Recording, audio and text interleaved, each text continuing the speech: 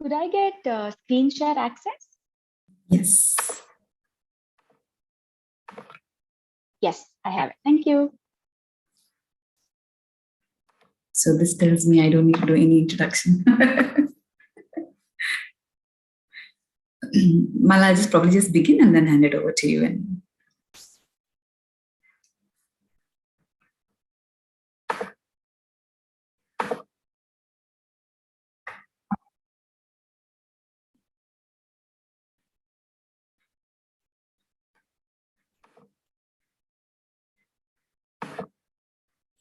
hi, and good afternoon, and welcome everybody. It gives me immense joy and with a lot of humility today that we've been hearing every speaker from 8 a.m. and the stories, and it just makes us really, really humble. And so with real joy, I would love to welcome you to this session.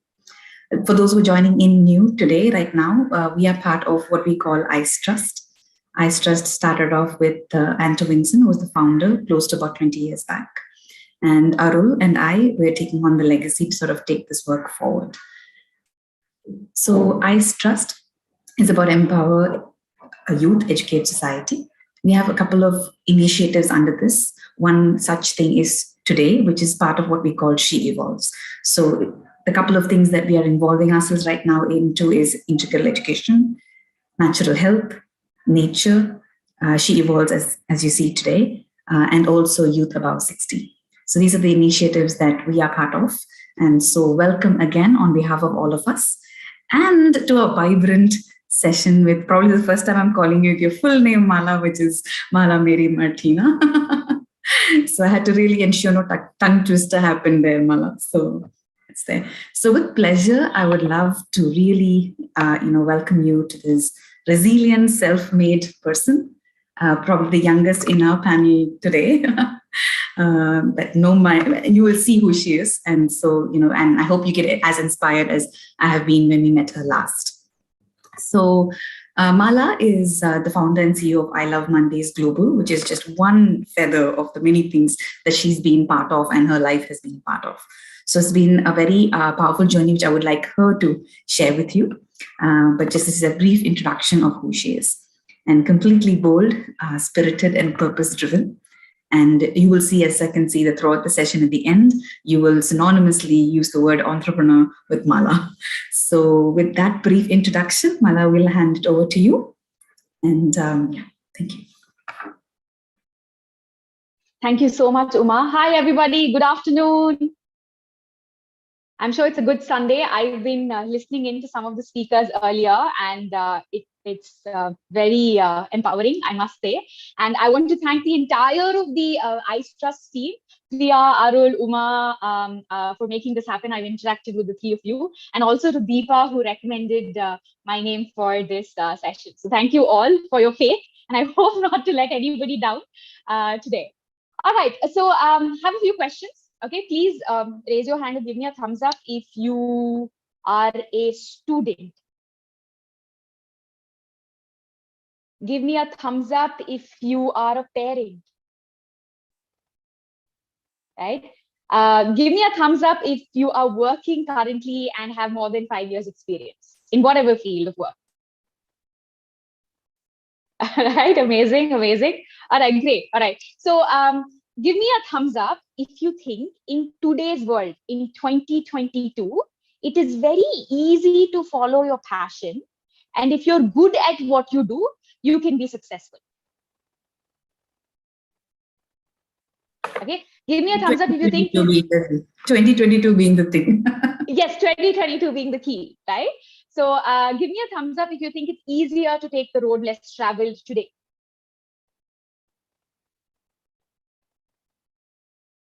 All right, and give me a thumbs up if you think that the jobs and the kind of jobs that are available today and in the next 10 years are very, very different from what we saw when we were growing up. All right, which also means that the challenges are very different, right? Okay, fantastic, great. So I thought I'll start with a simple story, all right? So this is a picture of me back in 2009. I'm based out of Bangalore, and that is me receiving the Best Engineering Student Award for the state of Karnataka. Right? I remember this. I'm sharing this picture because I remember my name being called out. And I walked up on stage. My parents were there in the audience. They're very, very proud to listen to, my name being announced. I walked up on stage to receive the award with absolute clarity that I did not want to work as an engineer. All right. Let me give you a disclaimer. I have absolutely nothing against engineering. All right. I think the world needs very competent engineers, doctors, and accountants. It was just not for me. Though I had gamed the system and I passed out with flying colors, in other words, right? So for those of you who have children, please encourage them to join in. It's going to be a very fun session. So they can be a part of the session as well, right? Okay, so that was my story, right? So I walk up on stage, I'm receiving the award. I had absolute clarity that I did not want to work as an engineer. And obviously, my parents were not very happy. My family was slightly confused as to why I would make a decision like that. And my friends were like, you are a brave soul, right? Anyways, I had my reasons, which I will talk about in a bit.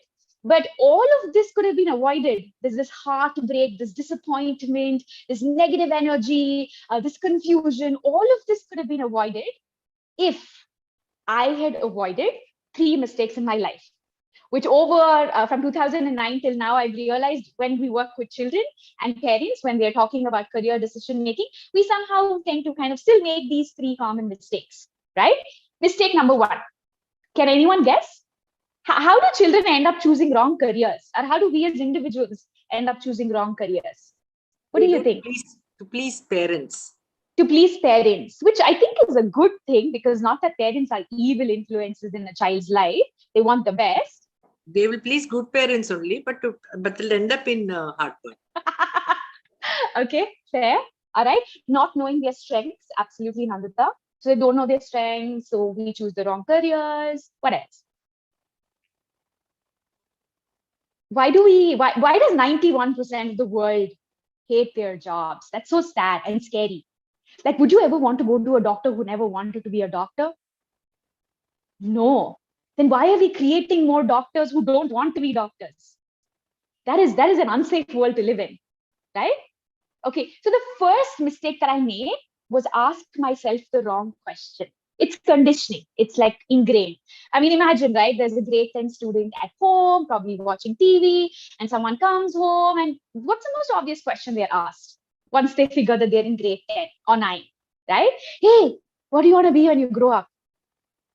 Right?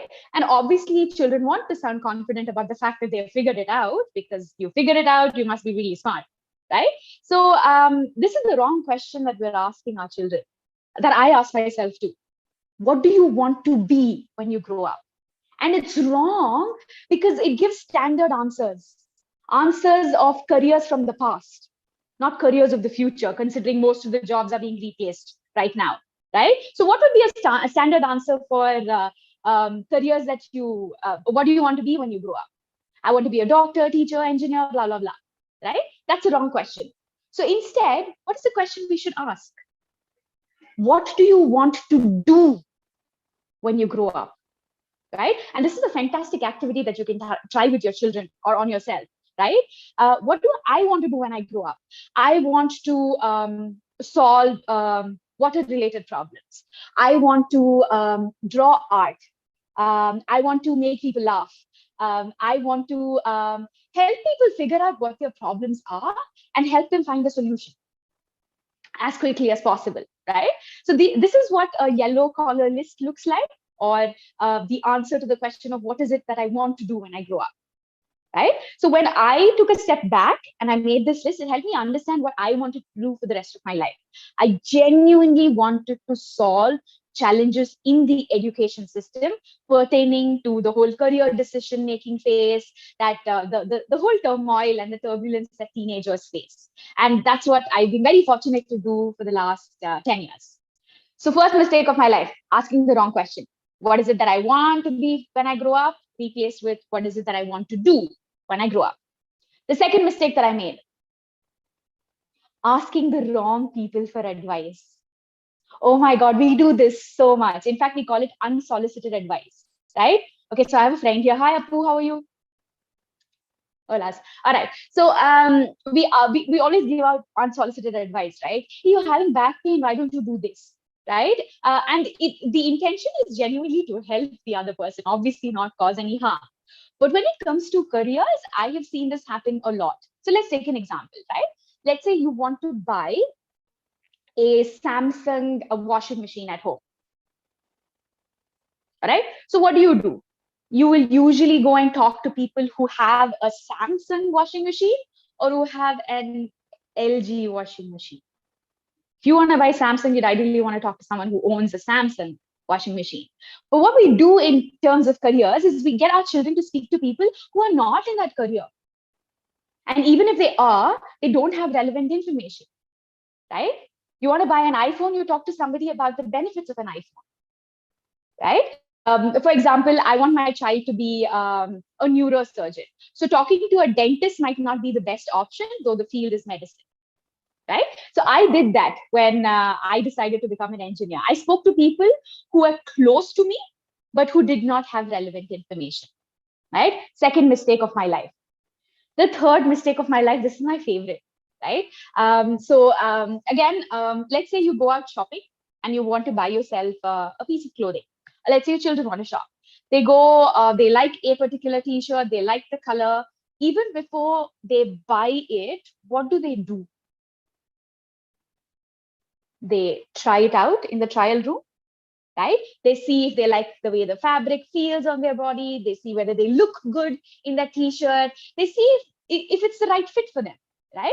And it's very interesting because our whole education system is based on testing things out so that we're ready for that final exam. But we don't even test out careers. We don't even try them out to see if it fits what we want to be and how we want to make the world better. So these have been the common mistakes that I made when it came to choosing the right careers. And I see this time and again being made in different forms. Okay. If it's not the NEET exam, it's the SAT exam. There's always something that we're trying to fit ourselves into with different names and different labels. I think that's why we have kind of a lot of people who are not very happy with their jobs. And if you know that you're not happy with your job, it'll kind of like flow into your life as well. And you're not happy in other areas of your life, which is not the kind of life that we want to live. Do you agree? Yeah? Okay. All right. Super. So what we're going to do now is we're going to do a quick activity. All right. This is called the Passion Finder.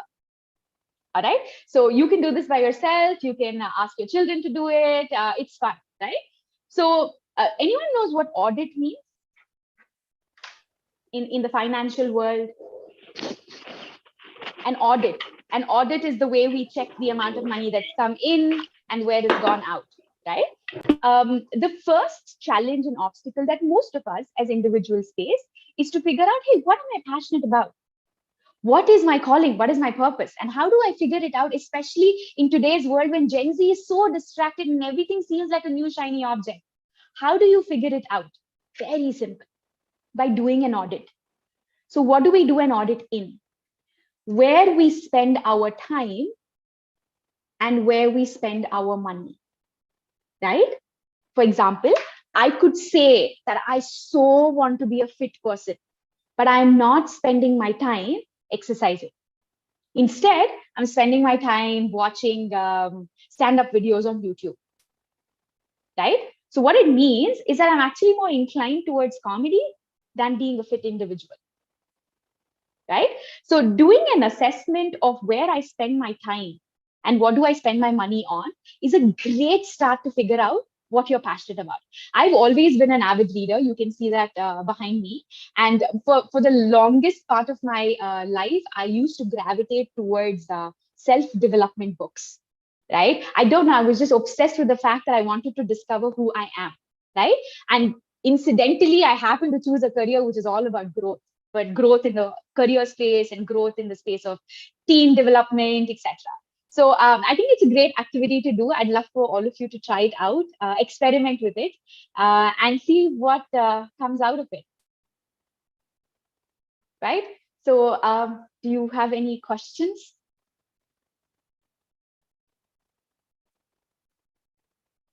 at this point? Vasudha has. Yes. Vasudha, do you want to unmute and share? Yeah, I just unmuted. Hi. Hi, So Vasudha. what I wanted to ask was, at the top of my head, few things are coming where I spend my time and where I spend my money on. And I just want to see, how do I know the difference between the conditioning part? Like, am I doing this out of, my own will, or am I just doing it out of how do I then figure out what am I really spending my time on, or what do I really want to spend my time and money on? Yeah. Right. So you will know that it feels right. Like you don't, the sense of time is gone. The state of flow, like you just enjoy doing what you do, kind of getting lost. However, this can be quite confusing because it's very easy to get lost on social media. Like you just like lose a sense of time, right? Yeah. So minus that, I think in other spaces, just But I really get your understand how point. you feel. Yeah. Yeah. I think for me, it would be writing and learning or researching new things. Amazing. Like if you could do anything, what would make you happy? What would you naturally gravitate It would towards? be For you, that, it's writing and research. Yeah. Yeah. Yeah. Like learning about new things, and that gets me up. Yeah. Yes, absolutely.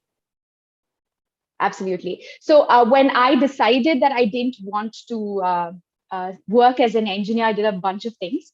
The first thing was the third mistake was rectified. I did an internship at my dream company in the final year of my engineering. I always wanted to work there. Always. It was a Japanese company. I got an internship. I was extremely happy. And those 30 days of the internship that I detested it. I detested it. Not that they were not a good company, not that they were not solving problems in the world, not that they were not doing meaningful work. It just wasn't for me. So there was a mismatch, and I got a reality check of what the career was like and what I was willing to do. What I am proud of is the fact that even though I did not like the internship, I finished what I started. And that I'm very, very proud of, right? Even though I realized that engineering was not for me, despite me being very good at it, I finished what I started. And when I did choose to take time to explore, I went to my parents with a plan. I said, give me 1 year. This is what I want to do. This is what I want to accomplish at the end of it. And I will be financially independent. There are other skills that I've gained, like public speaking and communication. I will make my money and support myself. I just need you to support me psychologically for 1 year so that I can figure out if this would work for me. If it did not, I would come back to my degree and bank upon it. And it's been 13 years and I've been doing what I love. So that's pretty cool. Yeah. Any other questions? If you have any.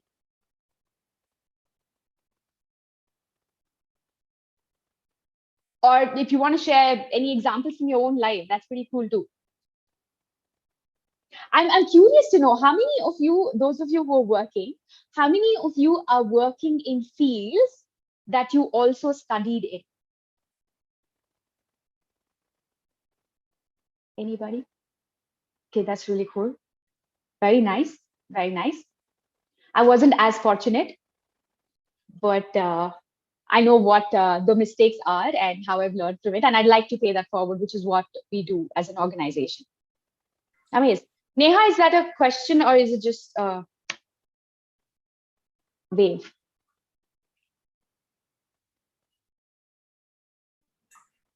So not a question on this, Mala, but it's lovely to hear your journey. And like you decided that you moved there, went to told your parents this, and then what happened till I Love Monday.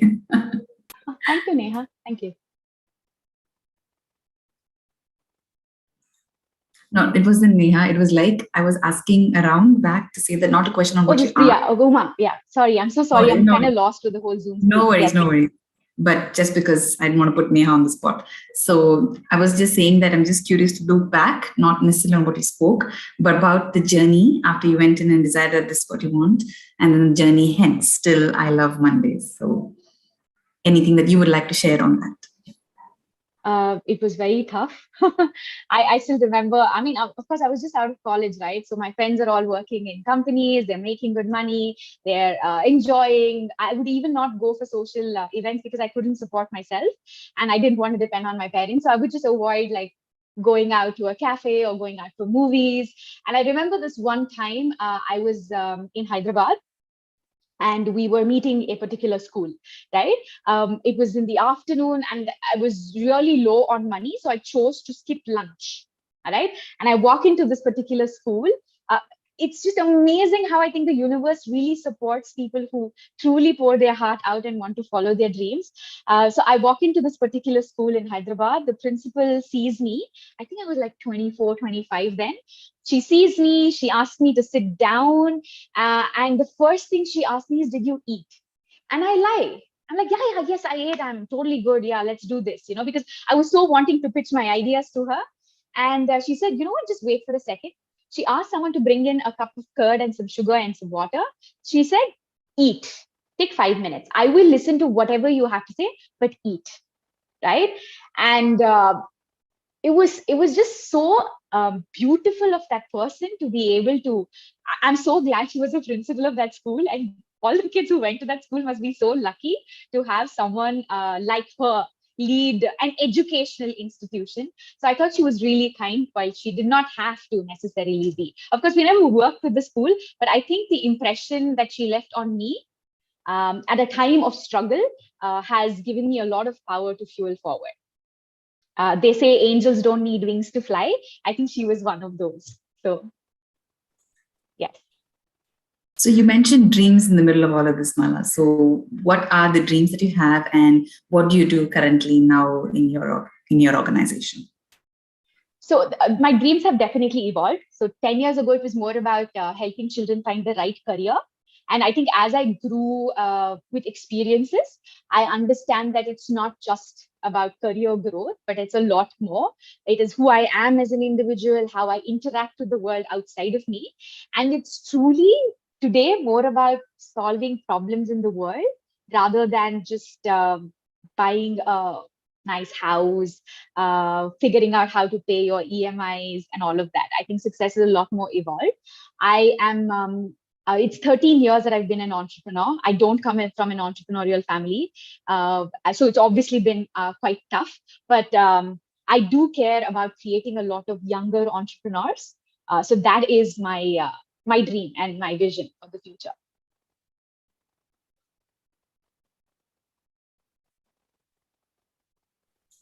And so how has been the Mala's journey in this whole thing, Mala? If you would, because I think one of the things that when we spoke about, you spoke about really that people ought to choose their own destiny, and or rather the only true obligation we have is to follow our destiny. And so how has that helped you stay on this journey for 13 years and come to this point? So anything that you would like to share about that to us? So there are definitely times when I just want to call it quits, right? I have learned that it's just a phase. I just need to take a break for 2-3 hours and then I'm back to doing the same thing, because that's my calling. I naturally get pulled towards that direction. So that is something that I have learned in my 13 years. Also because entrepreneurship is not easy. Not that other careers are, but I think we don't have too many people. Like if I have an entrepreneurial problem, I don't have friends in my age group that I can reach out to discuss it. Again, it's asking the right person, like talking to the right person, right? While my friends love me to the moon and back and they would want to give me advice, they are not in a position to give me educated inputs, right? So I think building that community is something that I have learned to do right now, the entrepreneurial circle. So that has definitely helped. And women entrepreneurs, of course, have their own set of challenges. If you look at an investor, they will want to know your entire personal profile before they believe that you're competent enough to be invested in. So yeah, those are small little challenges, but it's not that big. I mean, I live in Bangalore, so it's very progressive that way. So it's pretty chill. If I totally digressed, right? Umay smiling, she's being very kind. No, we'll just take a pause because I see Vasudha's also raised hand, and I don't know if Neha's hand is still up. So just checking in if there are other questions, and then we'll loop back, Mala. A question also from Deepa. Mala, please explain what you actually do. So I run a company called I Love Mondays, with the idea of helping young people choose careers that they love so that they will love their Mondays, which is tomorrow. So we work with teenagers, helping them identify the right career based on what they are naturally good at and what the world wants, which is very different today than it was before. So that's what we do. Career guidance and mentorship for teens. And internships. Yes.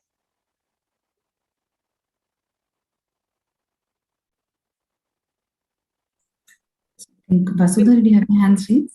How young are your, maybe Vasudha, then Sumati, and then there's a question that Nandita asked. Sure. Yeah, I can go. First of all, thank you so much for showing up for yourself and doing all the inner work and journey that you have done right now. This gives me so much hope. And the timing of this is so, like, it's so right because 2020, I had taken a break to figure things out like this. And I couldn't, take a foot. So I came back to the profession that I don't really like. But again, I'm at a juncture where I have to decide what I want to do.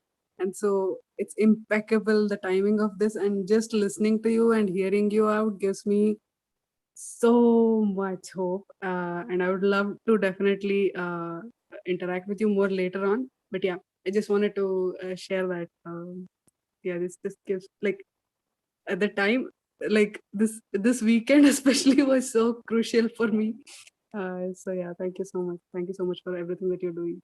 I'm so excited, Vasudha. Thank you. Thank you. I feel your vibe. I feel you. More power to you. Okay.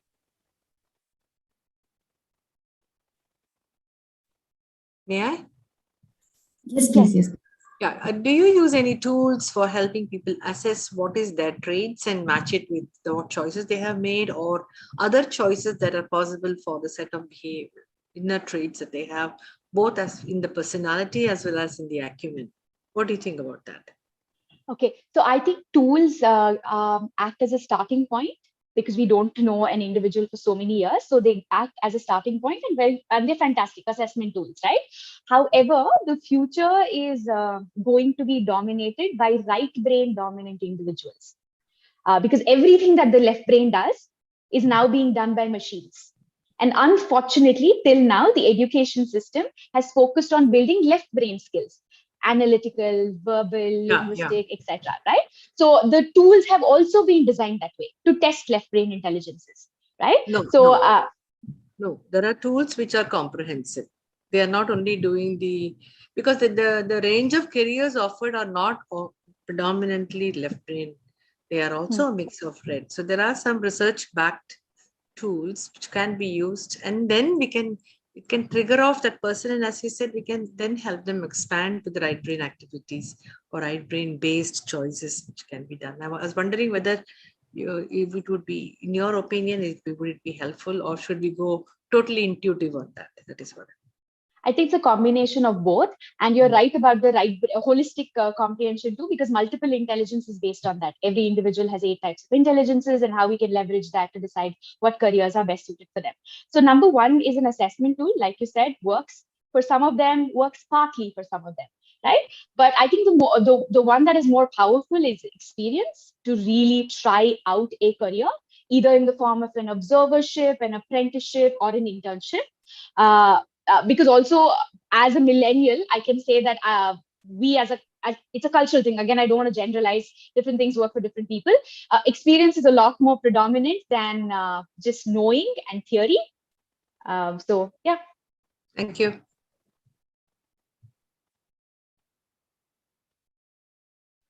There are things in the chat that Nandita was asking, saying, how young are your clients? How young can you start in terms of teens, etc.? So parents today are very cognizant about how their children need to grow, which is fantastic. It's not just about caregiving, it's really about holistic growth. So a lot of the inputs come from parents when the children are 8 and 9. So they've really observed. I remember one parent who'd log in every year on the child's birthday about all the experiences the child has had, from the strengths, areas of improvement, etc., just for them to see and map out the growth. So those kind of inputs are fantastic for us to build on. Right? And maybe assessment there will not play as much of an important role. But we can start when the child is ready to explore. A good time will be grade 7 and above to seek professional help. Thanks, Mala. Thank you for that. Yeah. Hi, Nandita.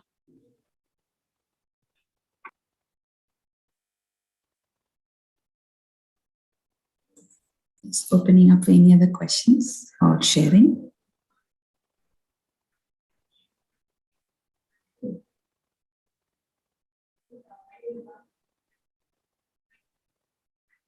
So through this journey, Mala, there's always been a positive zeal that you have brought forth in probably every conversation or the times that we've had with you.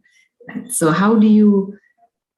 what would be something that kept you going in terms of holding this positive zeal in spite of times in which you've had these challenges and not had lunch, and times when you wanted to leave it and go, and then you took 1 minute. One thing was take a 2-3 hour break and come back. So how do you go through this and still retain a positive zeal to life? And when you kept saying pave it forward, which is what we do. So maybe something around that. Yeah, so I have been born into Christian faith. I'm not bringing religion here. So we have a concept called archangels and guardian angels. Like there's somebody, like God sends people to help you out in difficult times, sort of thing. Of course, different religions have their own explanations to it and their own way to relate to it. In my life, I've always had people who have supported me at the toughest of tough times. Okay, it could be a neighbor, it could be a friend.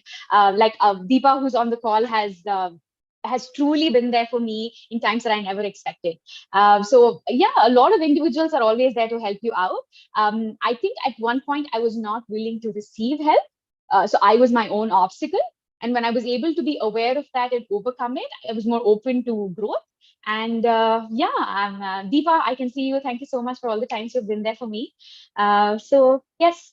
Guardian angels, I guess. And it can be in the form of a book or an Instagram post. It could be anything that will just remind you of what that purpose in life is and bring you onto the right path. This is my journey. I'm sure everybody has their own experiences and anchors to hold on to. And paying it forward. I like to pay it forward through work. It may sound a little insane. I love to work.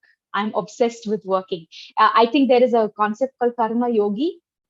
I'm the epitome of being a karma. I love to work. So unfortunately, the type of work that I do is also very, very interesting. And I have the opportunity and flexibility of creating new things because I'm an entrepreneur. So that is my way of creating initiatives that help me, my team, pay it forward to Gen Z. And they are the future. I always tell people that even if they're 25, that your competition is not your peers. Your competition is the 13, 14, 15-year-olds because they bring a whole different attitude and skill set to the table. And also, as in India, 49.5% of India's population is about age 21. That's almost about 60 crores. That's huge. And we have that moral responsibility of ensuring that they choose the right career because they are going to be the future workforce, right? So we want to live in a happy, safe world. So it's kind of a little selfish. When I'm old, I don't want to go to a doctor who never wanted to be a doctor and work on me. No way.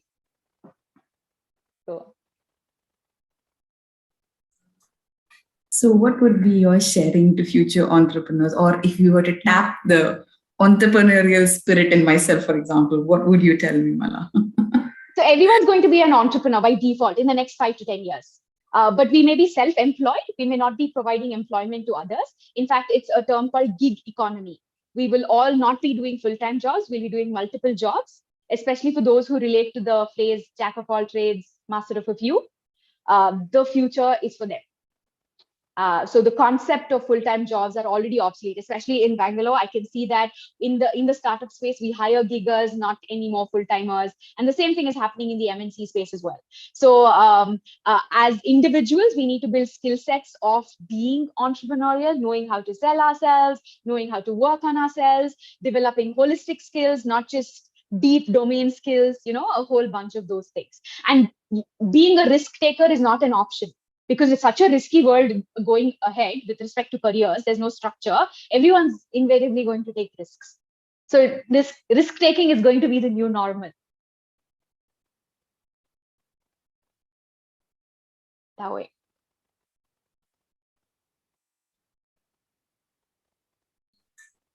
So just have a few more minutes. So just take a moment to reflect. And any other questions to Mala?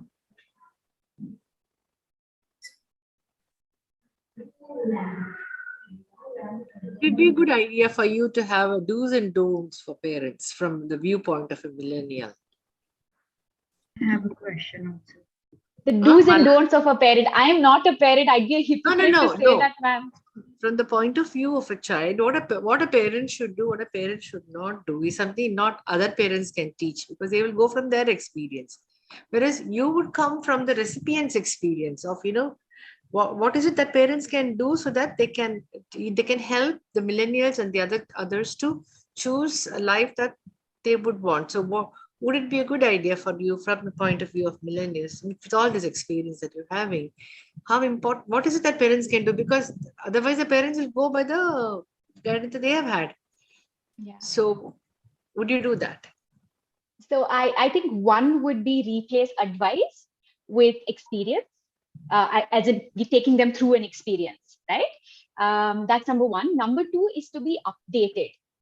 Like you telling a child that, hey, you can't make a career in writing is, the child just needs to go on to Google and say careers in writing in India, and the number of options that are there are huge. So it's very easy to be updated. So it'll help for the parents to be updated as well. And number three is, I want to talk about it a bit, which is mental health. I see a lot of children deal with it, and pushing it under the rug, which was a strategy that worked in the past, does not work anymore. We have to address the elephant in the room, and making statements that are powerful, like it's all in your head, stay positive, is very easy to say. But for a child who might have come from all the freedom that they have, it's still, they are going through that experience, so they need help. So mental health is not a taboo anymore. That's something that I would like to say. And we can see those red flags when we work with children. But of course, we are not experts, we're not therapists, but we do connect them to people who can help them. That's a very important point you made, because how can a young child have depression unless the cause is outside? How can a young child have anxiety unless it is created by the environment they are in? I'm a counselor, and I relate to the point in a very, very important way, because today that career choice is leading to a lot of stress in relationships and in life. Yes. So that is why we need to turn it around to like 360 degrees feedback. Tips to parents, how to manage parents, like if you have a book on how to manage teenagers, there's a book for teenagers called How to Manage Your Parents. Okay. So, yeah. So how, as a professional, tips that can help you support your child in the confusion stage of when they don't know what they want to do. As though it's a crime. They look at it, still he doesn't know what he wants to do, or still she doesn't know what she wants to do. It becomes a load for a 12, 13-year-old in 9th standard when they have to make a choice. So, yes, ma'am. I absolutely second that. I do. If they are Generation Z, I also know that they actually want structure. So I'm a millennial. I had Gen X parents who believed in control, which is why I thrive on freedom. When I say I, as a millennial, we thrive on freedom. And we believe that freedom needs to be passed on to the next generation.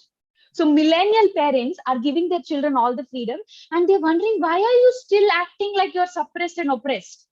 And the child who belongs to Gen Z is like, don't give me so much freedom, just make that decision for me. Give me that structure. Right? So I think it's that every generation has baggage that's being passed on to the next one. So thank you. He has a question. Responding to that. He has a question. Thank you, ma'am.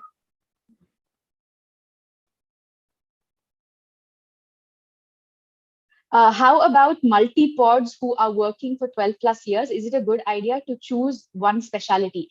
This is the first time I'm hearing multi-pods. Can you please elaborate what that means? It sounds like a really cool, trendy word. I thought you said jack of all trades. Multi-specialites, multi-pods. Somebody came up with this word. Basically, people who are interested and able to do a couple of things. So that's either called multi-potentialites or multi-pods. It is a fairly new term. So very nice, very nice. Okay, thank you, Neha, for educating me on this.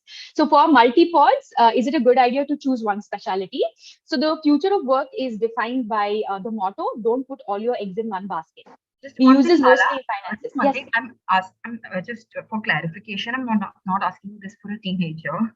So like I'm also curious about, the stuff. I look forward Right. to it. Right. Yeah. So multi-pods is nothing but jack of all trades, but a master of a few. That few could be 2 or 3 things, or even one.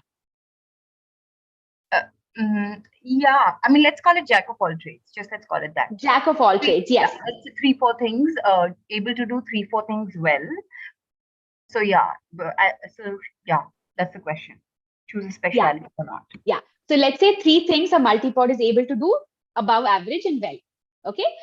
Can out of the 3 things, 1 be a super specialty? Of course. Can 3 be a super specialty? Absolutely. It really depends on your life goals and your career goals and how you want to play the game. But I do know that investing in all 3 skills is very important. That's what don't put all your eggs in one basket. Invest in developing all skills. But maybe a lot more eggs in one basket, which is where you want to super specialize. And why so? What would be your reasoning for that? Because it's gig economy. All right. Right? That's why. Okay. Thank you. Yes.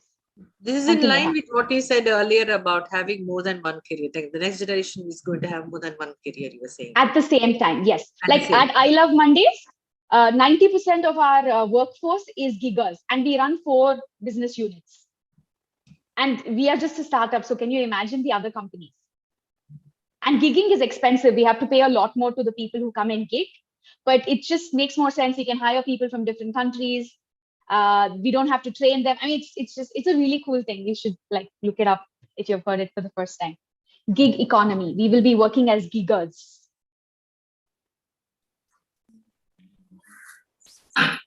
Thank you, Mala.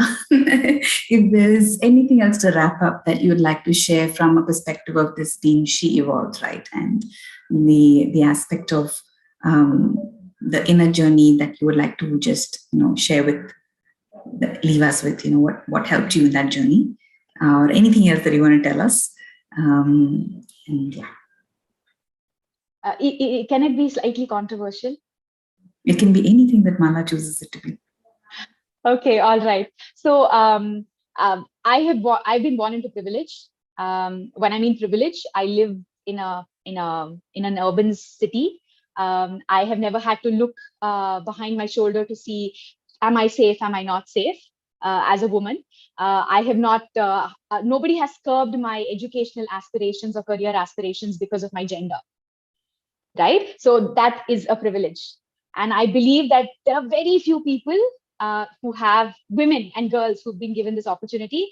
And I think we should remain in the workforce and inspire more people, more women who have this privilege to hang in there and contribute. That's my opinion, because that privilege does not come to everyone.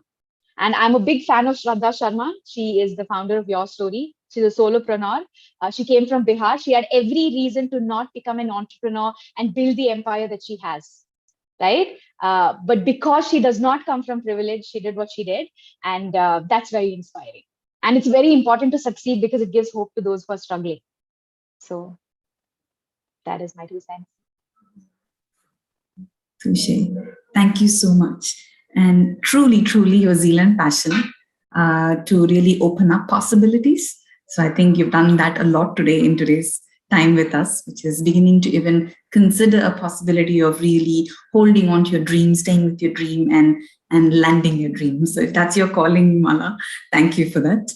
Thank you. She also has a dream for young entrepreneurs, right? You want to create more young entrepreneurs in the world. Yes, absolutely. Totally focused on that. So that's her current dream that's pursuing for her.